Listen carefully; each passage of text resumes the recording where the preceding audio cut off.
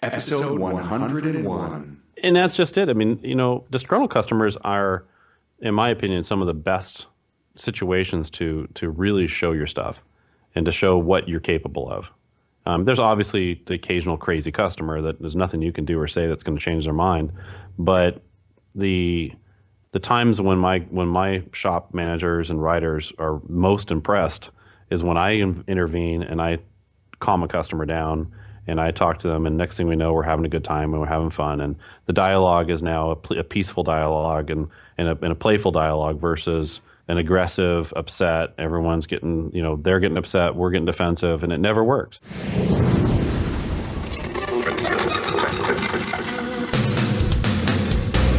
Welcome, aftermarketers, to Remarkable Results Radio.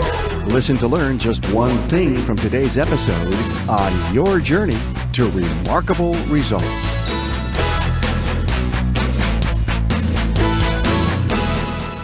Hello, aftermarketers throughout North America and around the world. Carm Capriotto here, and thank you for downloading this program from RemarkableResults.biz and iTunes or Stitcher Radio. And welcome to episode 101 with Ron Inchausti. Today's show is brought to you by Federal Mogul Motor Parts with brands like Moog, Felpro, Wagner Brake, Champion, Sealed Power, FP Diesel, and more. They're the parts techs trust. Find out more at fmmotorparts.com. Now, spend some time with multi-shop owner Ron Inchausti from Coast Motor Works. Ron always had entrepreneurial ideas since childhood, but lacked goal setting to implement these ideas. He started his automotive career like most, working for someone else. He never considered or saw the need to start his own company, and as a young, eager mechanic, he had a special passion fueled by providing quality service with a thoughtful approach to the customer's needs. Ron recognized that the customer was inconvenienced by a car problem, but he knew he could do more than just fix the car. He worked his way through several independent shops, realizing that in order to fulfill his needs, he would need to work for a dealership. Isn't this the pinnacle of quality service and customer satisfaction? Well, it took less than 2 years for Ron to realize that the dealership did not share his visions of what the automotive service industry should represent, and the rest is history. So why listen? Ron will share how goal setting has made the difference for him. Learn about the cardboard cutout, his avatar that keeps him and his team focused on his ideal customer. How demographics help him determine if he has zeroed in on a great new location. Learn about his company advocates and how he applies this to his retention strategy. And appreciate how his mentor has really helped his personal and business growth. Enjoy this interview about as much as I had doing it. It was great. Ron was very forthcoming and willing to share his ups as well as his challenges. Now here we go with Ron Inchausti from Coast Motor Works. Nice to be with Ron Inchausti of Coast Motor Work from Huntington Beach, California, and other places. Ron, are you ready to share your remarkable results? I am. Thank you very much, Carm, for the invitation. Hey, this is great. I'm so excited. There's a million things I got to talk to you about because I've been doing some research on you. I'm pretty fascinated by some stuff. 4 places in 11 years. Yes. There's no gray hair. I don't see any. What's going on here? Man, you just must be formula. a natural at growth, BMW Mini specialist. Yes. And is it at all 4 places? At all 4 places, we've got the one, our little baby out in the outskirts of Orange County that we've decided to dabble a little bit with Audi and Volkswagen just to kind of see if we can bring a little bit of additional income into that location. It's the only location that's kind of struggling, I guess you might say, a little bit. All right. It was a little bit different location for us, and probably I should have spent a little bit more time on the demographics of the area. Important to you, I think demographics are important to you? You obviously, when I first started looking for shop number 2, I remember just going on Google Maps and just looking for blue, meaning lots of pools and behind the homes. That means that there's plenty of money. Okay. And so, when you'd find a residential area with lots and lots of pools, you kind of figured, they're probably going to have lots of BMWs in that area. As it turns out, not so much in the outskirts area there. It's a little bit more tricky of environment, a little more challenging, but it's coming up on 3 years now in that location, and it's finally starting to to kind of blossom and take off a little bit. So if I was a consumer and I was looking for a place to get my car fixed, and I did the typical internet research stuff, I was just blown away by your internet presence. I was blown away by the eat off the floor picture at the, is it the big shop, the main shop? All three, actually, I should say all four shops now have epoxied floors that are really, really clean. Got it. Image is incredibly important to you, and it seems to show in the core values of your company. I feel as though, I guess because I was a mechanic at, for the most part, most of my career. And I think that if you give the mechanics a clean, organized, well-tooled environment that's well lit, that makes a big difference in their performance as well as their overall kind of acceptance of their role in the business. And they feel like, hey, the owner cares about us. He wants to make sure that we're working in a nice environment. And it makes I'm kind of, I guess, a little bit anal retentive. I mean, I tend to look at the shop and I really want it to be clean. I don't like the idea of things laying around on the floor where people can just kick them around and dirty. The old stereotypical automotive repair shops with broken engines and transmissions and parts laying on the floor. I just hate that. It drives me nuts. So environment's important. You say you do it because you were a tech once and you wanted to be sure it was great and clean for your people. How's your turnover rate?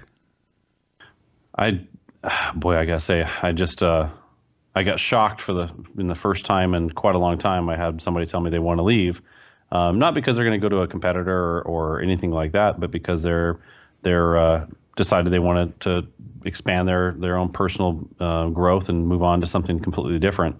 I've only had, in the 11 years, I think I've fired 2 people, and I think we've had about 4 people have left us in 11 years. All right. Well, that's not a bad number.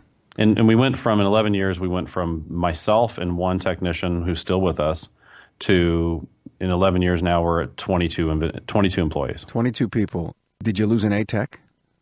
Unfortunately, I lost my general manager. Oh, and, okay. And unfortunately, right. He's my right-hand guy, and he's the guy that I really rely on and lean on him. And so we're going to promote within the company. We're going to bring somebody up. And that person's, was with me with Cecil at the most recent Smart Group. We spent the 2 days in the Smart Group, got a little feel for how that goes. And, good idea. Yeah, kind of threw him into the mix. It's great that you're promoting from within. Yeah, wow. For sure. Great stuff. Okay, how do you seed your A-Techs in your business?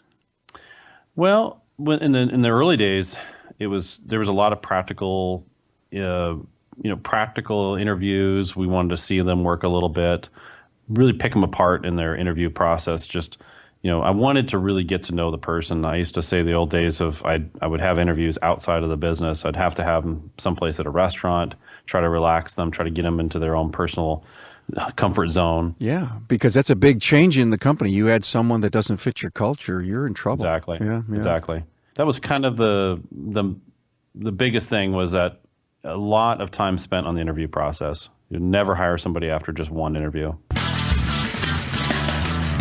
I believe you would agree that being a top tech is real hard work. Keeping up is a full-time gig, considering vehicle technology, repair procedures, and diagnostics. It's refreshing to know that Federal Mogul Motor Parts' Garage Guru is there for you. It's been designed by and for technicians, the best in the industry. And did you know there's no other comprehensive program like this anywhere?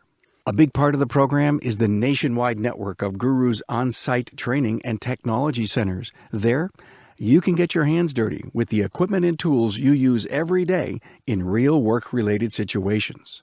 When online is your perfect way to learn, do it with Guru's 24/7 online academy with a huge catalog of training course options. And with the Guru's on-the-go technology fleet, they bring the latest products and demos right to your shop. And this year, you get free stuff from the Garage Rewards loyalty program. You earn points towards gear from your favorite Federal Mogul Motor Parts' brands. And what is really great, it costs nothing to join, and you'll start earning points immediately. So head on over to fmgaragegurus.com and learn all about Garage Gurus training, support, and get in on the rewards. So how do you grow to 4 shops and be able to create the systems that make it all work? We grew exponentially in that first year to the first 5 years. It was just incredible growth, doubling every year. When you're starting out from nothing, it's pretty easy to double, and then you go from that to doubling and doubling and doubling. And so it was really a big time learning curve. It was a lot of learning those processes and giving somebody responsibilities and then holding them accountable. That's probably the hardest thing. There's all kinds of business books that you can go to at Barnes & Noble and pick up, how to start and operate a business for dummies, But it looks like you may have lived the E-Myth, though. Well, to go from a really small business that's within my own reach and my own hands to a business that has multiple locations that I can't be at all the time, that's the one book that I've not found. I've not found that book that says how to do that. Yeah, no, the School of Hard Knocks sometimes is the best book.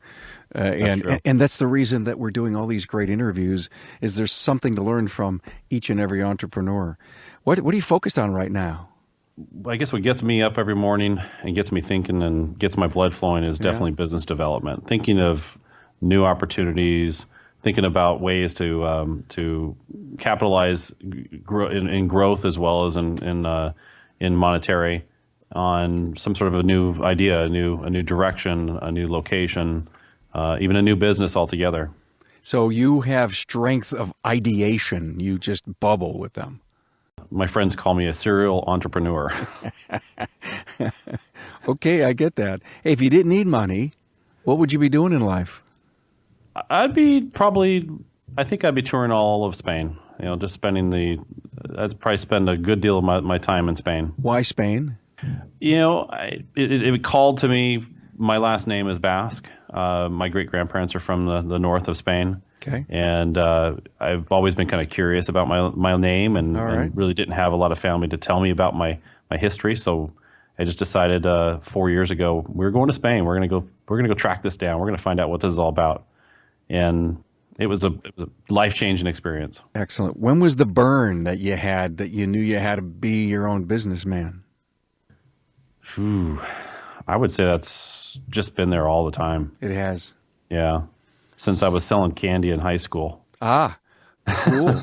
So tell me about those young entrepreneurial roots. I used to I'd leave my house, 15 minutes early and go to the local store, pick up boxes of hot tamales and yellow heads and every kind of candy that I could find that was inexpensive, 10 cents a box, and put them all in boxes and into large boxes. I'd go to school and I'd sell them for 25 cents a piece. Oh, you were into margins back then. And you had no idea. Problem is I ate all the margins. I have to tell you, my son did that.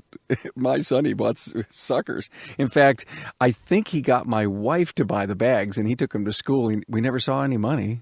Yeah. Eating the profits. Anything holding you back right now? I think the only thing that's holding me back right now is really just marketing. I think is probably my biggest challenge. I love the idea of creating new marketing ideas. We came up with some. My manager Derek and I came up with some great ideas on marketing, and then figuring out how to put those to use. I'd say that's the biggest challenge. That and really just sort of, I guess from in the grand scheme of things, the hardest thing is to not know how to get through to every customer. Not that I need to tell them to come to Coast Motor Work, but to tell them that buying a new car to avoid repairing your existing car is not the thing to do. You're looking for the ultimate hook? The ultimate hook, and I think just education, to somehow be an educator of common sense, to explain to people, like, if you just keep your car, maintain it, in the end, it's going to be less harmful to the environment. It's going to be less harmful to your pocketbook. And you could potentially save yourself hundreds of thousands of dollars over the life of your vehicle. Did you ever hold community car care clinics in the shops? We do have an open house that we do every year, which is, we call it Beer, Brats, and BMWs. And we've This last summer, we had about 550 people. We had 2 bands. We had stuff for the kids. We had lots of food, lots of everything. And usually during those, we have little car care clinics, little educational areas where we'll talk to people about, hey, this is what's important. This is how you save your gas mileage. This is how you can drive in the rain and things like that. Do you connect any kind of philanthropy with that? We usually, when we have this last year we didn't, because I couldn't come up with the right thing to give. But you might remember 2 years ago we had lost some firefighters in Arizona that were out fighting a fire, and they were overcome by the fire. That's right. And so we had a voluntary donation for everyone that arrived last year to the Beer Brats, and we raised over $5,000 to donate to the families of those lost firefighters. You talk about ideas in marketing, hanging out on your site, and I encourage everyone to go to the show page and get to coastmotorworks.com and look at the About Us page. It's so clever. I don't know where you come up with the idea, but I went to, I always try to do my research as best as I can. I go to the About Us, and there's all these pictures of these famous people. And your first name is Ron, but the person who is Ronald Reagan. But when you hover over, you're saying, this can't be right, and you hover over Ronald Reagan, and your picture comes up. Where did that come from? It's so clever. Well, we just like to keep a little tongue-in-cheek to the website. Obviously, it's a lot of information there. It's a lot to take in. And we like to, see that.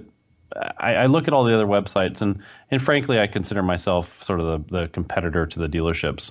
And so when I look at dealerships' websites, I think they're very sterile, they're nice, but there's no personality to them at all. There's no, hey, I want to come in and meet this guy because he sounds like my kind of person. There's just none of that. So tell me about your cardboard cutout. We talked a long time ago, my dad and I, and he asked me about, how do I define my cardboard cutout? And I'd never really even thought of that term up until he mentioned it. Mm-hmm. And he comes from a business background, and so he tends to see things a little differently from a different point of view than I do. And so I sort of asked him, I said, what do you mean? And he said, well, how do you define your ideal customer? I said, well, they drive a BMW. And he says, that's not good enough. So we started thinking long and hard, and he basically just left that question in the air, and we spent many hours thinking about it and drilling down to figure out that this woman, who our cardboard cutout is a woman, drives a 5 Series. She drinks wine. She's usually quite often a professional, but doesn't have to be. We tend to find a lot of our cardboard cutouts, women tend to be professionals. And she's exercises, Pilates, yoga, things like that. Tends to be, just we can kind of go on and on. I mean, I can tell you a lot of the things that she does and doesn't do. Yeah, and that's sort of the way we build our business around that. Our marketing's geared towards her. Our customer lounges are geared towards her. We have probably the best bathrooms in any shop in the industry. Do you have baby changing stations too? We don't have baby changing stations. Just curious. But we have luxurious bathrums. What do you mean? Marble on the walls? They're very much so. We have generally marble floors, countertops, really nice, well-designed, artistic features to them. Okay, sure. And we've even had women show up at our Irvine location, just not even driving BMWs, but there with a camera just to take a picture of the bathroom. Because they can't believe it, so they need to show everyone. Exactly. They must be customers that are just bragging about you. Somebody said, yes, you've got to go see the bathroom at the BMW repair shop. Cool. And maybe I'll have my car fixed. Exactly. They would come out wiping their hands or rubbing their hands with lotion that's in the bathroom after they've washed their hands. And they come out and they say, that is the nicest bathroom that I've ever seen in any repair shop. And, we just, they have this thought in their mind that imprints on their head, and they're thinking to themselves, if they take that good care of their bathroom, and they want to make this place comfortable for me, then obviously the shop must be amazing or impeccable. Here's great news. There's a new brake pad on the market that can stop a pickup SUV or CUV up to 50 feet sooner than other leading pads. And on top of that, it lasts up to twice as long as previous designs. Sound too good to be true? Well, Wagner Brake did it. They designed their new Wagner OEX brake pads that stopped up to 50 feet sooner than other leading brake pads. To prove it, they got Link Engineering, pretty much the industry standard on brake performance testing, and they got their proof. But Wagner needed more convincing. They asked 400 top technicians to put Wagner OEX pads to the test, where it matters most, in their shops and on their customers' vehicles. 99% said they saw a noticeable difference in the new brakes, and 95% said they'd likely recommend them to other service professionals for their customers. Now, soon you can get Wagner OEX brake pads in your shop. They'll be available nationwide with coverage for 95% of U.S. pickups, SUVs, and CUVs. Get the full story. Learn about the science behind Wagner OEX and check coverage. Go to WagnerBrake.com. You know, it's such a great thing to hear you talk about your cardboard cutout, because in the world of podcasting, one of the focuses that you need to have if you're going to drill down and have a niche podcast is it's called an avatar. No different than having a cardboard cutout. Sure. Who exactly is your listener, and are you designing the product for that individual, for that niche person that you're going after? And I love the concept. I think it's probably served you extremely well. But when that, if the entire corporation knows who the avatar is and that person walks in, you absolutely, positively know that that's your baby, your person, and without a doubt, if it's a new person, they're going to become a customer because you've set it up mentally to have that happen. Yes. To take that a step further, if you build your business around your avatar or around your cardboard cutout, and you're successful with that, you've decided or defined this cardboard cutout that you know is successful, that you know is going to spend money. And in the case of my particular recent business endeavor, we can take that exact group of customers. We have about 4,500 customers, and we already know that they're right in our wheelhouse as far as our cardboard cutout. And I could build another business unrelated to B&Ws, and in using that same cardboard cutout, design that business around them, and then market to them. So we already have a captive audience. And that's what we're doing currently. We're building a products from Spain business that I've opened up right next door to our existing on Huntington Beach shop. It's right at the cusp of actually going live and going open to where people can buy products online. Cheeses and wines and olives and olive oils and all that good stuff, and hand-picked. And I get to go to Spain and hand-pick these things and bring them back. I was to Spain once, about a year after I got married, and we had a good time. Yeah. We had a good time. Spain was a really nice country. Well, good luck to the new business. Thank you. Is there anything right now that if you say in the last 10, 11 years I could go back and do over, would there be something? I don't know about the last 10 or 11 years. I think, yes, I hired an individual that I guess I should have listened to my inner self and my wife a little bit more about.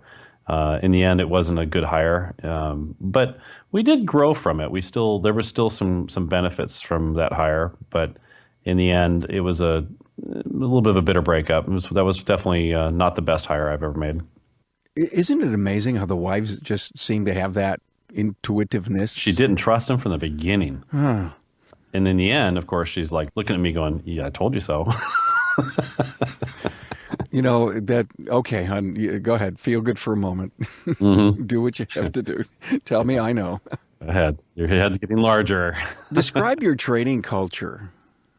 Our training culture is pretty relaxed. We have, if it's not an existing BMW technician that would come in that doesn't already have all the BMW training and experience, then we would start out somebody as an apprentice, and they work underneath an experienced, seasoned technician, and they just kind of go through, how we like to do things. Even technicians that come from the dealership and come to work for us, we tell them to kind of forget about the procedures that you did before. Do them our way. We want you to think outside the box. We want you to come up with creative solutions for problems. And then when it comes to management and the people up front, that's, I think, the biggest differences, the biggest training differences that go on in our company. And that's where it's everyone's a cliche, customer service. With our industry, it's incredibly poor at customer service. You could look in online at most of the shops, most of the dealerships, most of the independents, and find that really, the lack of customer service is really what makes our industry kind of have a stain on the face, really. An image problem. Oh, yeah, without a doubt. People have always talked about how their mechanic is a crook and ripping them off all the time. And with us, even when we have if we had a bunch of auto repair shops and mechanics listening to this program right now, and we do, they would say that that we get at least once a month we get that phone call. Ever since you guys did this such and such repair, my car is doing that, and in the back of your mind, when you listen to the person on the phone, you're thinking to yourself, it's unrelated. It's unrelated. The flat tire you had nothing to do with the oil change that we did. Mm-hmm. But in the customer's mind, that's not the case. In the customer's mind, ever since I left you guys a shop, that tire is going flat. It must have been you guys. Right. So, but often enough, most mechanics or shop owners or service advisors don't know how to deal with that call. They don't understand how to address that with the disarming comments and with the understanding and listening comments, and saying, you know what, that's a very possible thing that might have happened. We are human. We can make a mistake. Maybe the technician did something to cause that. Why don't you bring it in and we'll have a look at it right away. And often that just immediately disarms the customer. They've no longer become defensive or aggressive. Now they've said, you know what, it's not that important right now. I aired it up. It's not a big deal. I can bring it in next week. And now it's no longer an urgency. But if that person had taken more of a defensive approach and said, well, there's no way that's related. All we did was an oil change. We weren't working in that area. Now the customer is going to be thinking, hey, I want this dealt with now. I expect it dealt with now. It's your guys' fault. So when you look back at the culture of making things right and handling these crazy one-off calls that happen, is your business better because you're doing it the way you're doing it? Absolutely. Yeah. And there's a message. There is a message there that needs to be adopted by more people. And I bet you frankly, I believe the top shops like you, they're doing it. They get it. They understand. Yep. But there's one of these things that I hear a lot, and it's got to take your ego up and off your shoulder. Yeah. Put it out of the other room in many things that you do. Getting help, taking care of customers that say things aren't right. I often thought of asking entrepreneurs like you if they ever had a policy or program on how to deal with a disgruntled customer, and you basically just described it to me. And that's just it. I mean, disgruntled customers are, in my opinion, some of the best situations to really show your stuff and to show what you're capable of. There's obviously the occasional crazy customer that there's nothing you can do or say that's going to change their mind, but the times when my shop managers and writers are most impressed is when I intervene and I calm a customer down and I talk to them, and next thing we know, we're having a good time and we're having fun, and the dialogue is now a peaceful dialogue and a playful dialogue versus an aggressive, upset. Everyone's getting, they're getting upset, we're getting defensive, and it never works. It's just awful. Back to training, where are you sending your team to get as much Beamer and Mini technology, all the new stuff that's coming out? So there's a few different avenues for that kind of training. There's WorldPack training has quite a lot of more modern training on BMW Mini Coopers. Yeah. The management training for the riders, again, same thing. We have WorldPack seminars for that. And Cecil, of course, is a great source of that information.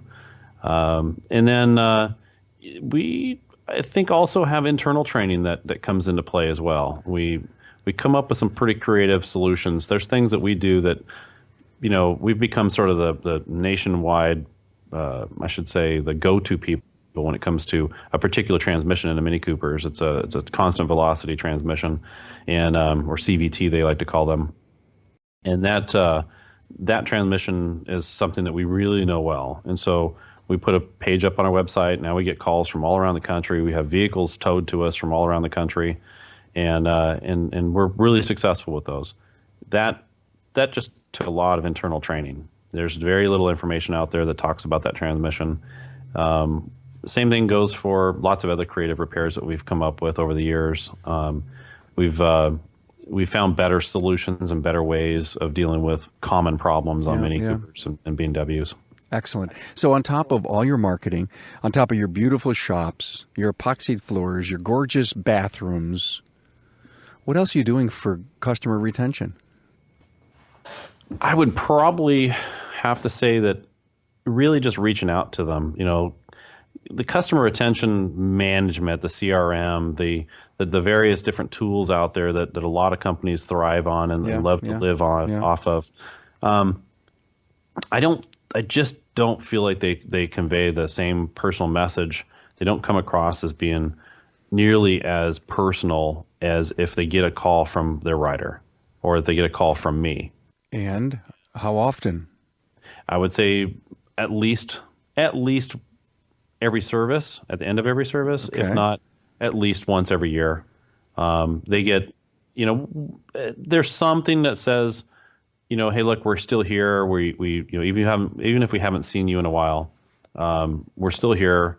Come on to our open house. Come and enjoy yourself. Have a bratwurst. Have a beer. Let's look around and gawk at some old BMWs. And I think that our retention has been amazing. It's been there's always going to be losses where you have customers that lose their cars from crashes or they move out of state or what have you. But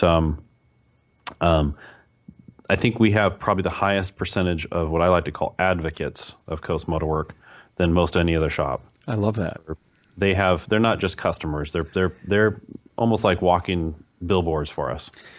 I'm having a blast this discussion. This has been really good, by the way. I just want to let you know. And I am too. I've got another half hour. No, I've got to find some kind of close conclusion here. But I had a million things I wanted to ask you, and it's going great. Thank you. Fire away. I've got time. All right. Hey, look at you had mentioned when we were on the phone and we had our pre-talk about being a mentor and a career coach. Give me some more about that.